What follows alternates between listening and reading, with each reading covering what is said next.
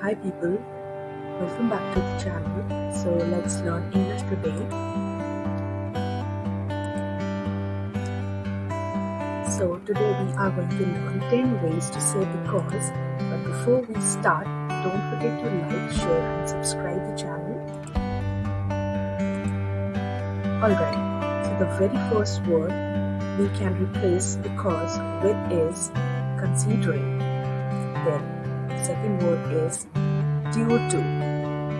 Then for, since, through, whereas, for the sake of, in, as much as, in, that.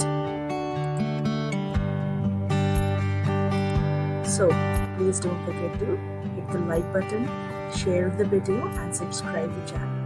Thank you.